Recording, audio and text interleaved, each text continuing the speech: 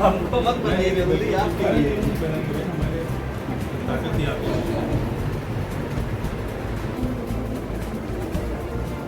अलग लाइन पहले वो प्रशासन ने दिया था, अब नहीं। उसके लिए हम बहुत हाथ पैर मार रहे हैं। इस पे हमारा मुद्दा रहेगा। और खासकर जो काशी में शोषण चल रहा है, जो भी तबके के लोग हैं जो व्यापार किए हैं, जैसे वहाँ पे काशी चौक पे फूलवाला के हैं, जो ऑटो रिक्शा वाले बाहर से आए हुए श्रद्धालुओं का जो दुर्दशा है उस पर भी है, क्योंकि हमारी काशी की छवि धूमिल हो गई है। जो लेके जा रहे हैं यहाँ से कड़वाहट लेके जा रहे हैं, वो हमारी काशी का जो मैं करणी सेना से संगठन महामंत्री हूँ और आज आपकी काशी की पावन भूमि पर अपने करणी सैनिकों से मिले आए। आज अहम बैठक का आयोजन किया गया था। क्या कुछ मुद्दे आगामी चुनाव को लेकर आप लोगों ने तय किए? देखिए, जैसा कि मैं बता चुका हूँ कि करणी सेना कम से कम 50 सीटों पर उतरने वाली है और उससे ज़्यादा भी हो सकती है, क्योंकि बड़ी मनमानी चली। अभी तक हमारा केवल इस्तेमाल किया गया, ठीक है। हमने जिनको वोट किया वही हमारा इस्तेमाल करते आए, तो उनको जब लगता है कि हमें जवाब देना पड़ेगा कि हम आपके सिर्फ वोटर नहीं हैं, हम आपके खिलाफ मैदान में भी उतरते हैं। कई सारे अभी मुद्दे, जैसे राम मंदिर बहुत मामला गरमाया हुआ है, आप क्या कैसे देखते हैं उस मुद्दे को? आस्था पे डकैती डाली गई। मैं लगातार और करणी सेना अयोध्या में हमारे राष्ट्रीय अध्यक्ष श्री सूरजपाल अम्मू जी लगातार बैठक कर रहे हैं, लगातार प्रेस वार्ता कर रहे हैं। हम लोग ने सीओ को ज्ञापन दिया, हम लोग ने डीएम को ज्ञापन दिया। हम लोग ने लगातार यही कहा कि एक पारदर्शिता के साथ एसआईटी की जांच होनी चाहिए, लेकिन कुछ लोग पद पर बैठे रहे जब तक जांच चलती रही और एक दिखावा किया गया कि हम पद से इस्तीफा दे रहे हैं। अभी तक उनके लोग उनका पद का इस्तीफा एक्सेप्ट कर रहे हैं या नहीं कर रहे हैं, अभी ये तक चीज़ें भी सामने नहीं आई। तो कहीं ना कहीं खिलवाड़ हो रहा है लोगों की आस्था के साथ, पर ये होने नहीं देंगे। करणी सेना इनको निकालेगी, जेल में डालेगी और कालिक पोतेगी।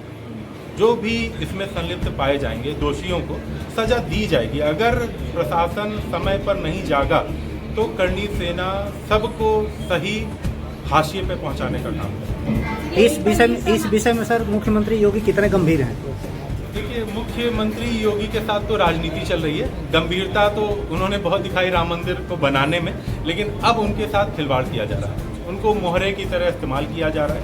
हमें लग रहा है जो सेंट्रल गवर्नमेंट के लोग हैं, जो केंद्र समिति में बैठे हुए हैं, वो लोग उनका पूरा इस्तेमाल कर रहे हैं या शायद साइडलाइन करने की तैयारी है जल्दी उनको। और ये उनको ये नहीं पता है कि वो साइडलाइन योगी जी को करेंगे तो शायद यूपी से ही साइडलाइन हो जाए।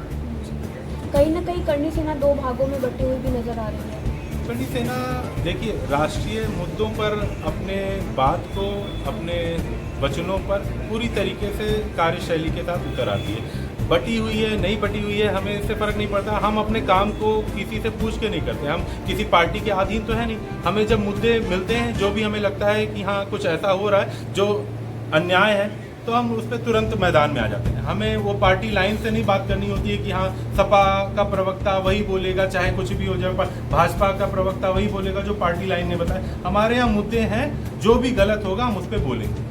हमारा कोई भी कार्यकर्ता, कहीं पे भी बैठा हुआ कार्यकर्ता गलत के लिए आवाज़ उठाने के लिए स्वतंत्र है और हम लोग समय समय पर उठाते रहते हैं। राम मंदिर का मुद्दा तो विपक्ष भी उठा रही है। अभी अजय राय भी दर्शन करने गए थे, उनको भी डिटेन कर लिया गया था। बिल्कुल जागना चाहिए। मैं तो ये मानता हूँ कि जो हमारे साधु संत हैं उनको मैदान में आना चाहिए। अभी तक क्यों खामोश है, क्यों शांति से चुप्पी साधे हुए हैं? प्रभु श्री राम के आप नहीं होंगे तो आप किसके होंगे? किसके हिमायती बने? अगर गवर्नमेंट गलत कर रही है तब भी आप उस पर शांति बनाए रखें। अरे साधु संत तो मैदान में उतरने चाहिए थे, सबसे पहले आने चाहिए थे। करणी सेना आई, उससे पहले साधु संत आने चाहिए थे, लेकिन साधु संत मौन है।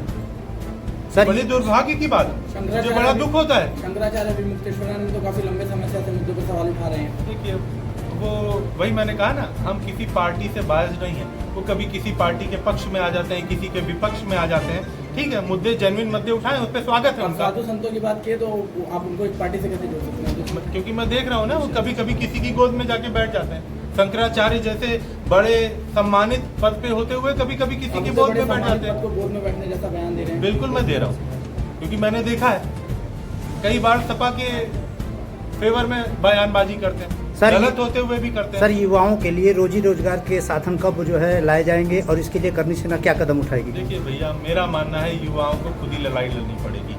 अभी तो खुद ही लड़नी पड़ेगी। कोई आगे प्रलोभन दे के जाए, कोई बयानबाजी करके जाए, लेकिन होता कुछ नहीं है। युवा के साथ युवा अपने आप को अकेला महसूस करता है, वैसे ही खाली महसूस करता है। केवल इतने हमारे यहाँ MOU साइन हुए, क्या रिजल्ट निकला? करोड़ों की संपत्ति स्वाहा कर दी आपने दिखावे में। क्या रिजल्ट निकला उस चीज का? कौन सा MOU कौन सा रोजगार दे रहा है? कितनी फैक्ट्रियां आ गई हमारे यहाँ उत्तर प्रदेश में?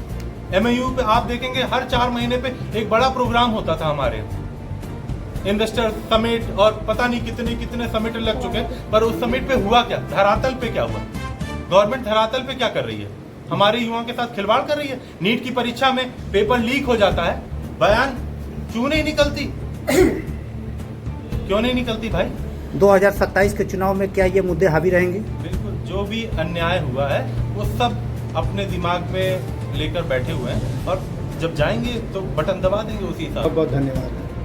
चलिए, मेरा नाम मंगलेश त्रिपाठी है और मैं करणी सेना जिलाध्यक्ष वाराणसी। आज करणी सेना के द्वारा एक वृहद बैठक आयोजित की गई। किन किन मुद्दों पर जो है चर्चा की गई? सबसे पहले तो हमने करणी सेना के विस्तार के लिए चर्चा किया वाराणसी में। उसके बाद बाबा विश्वनाथ में जो दर्शनार्थियों को समस्या हो रही है, आधार पे दर्शन रोक दिया गया है, लंबी लंबी कतारें लग रही है, बनारस में जो बिजली की कटौती है, ये सारे मुद्दे रहे बनारस के लिए। बाकी अयोध्या में जो चंदा चोरी का मामला है, उस पर भी हम लोगों ने माननीय के द्वारा उस पर प्रकाश डालने का काम किया।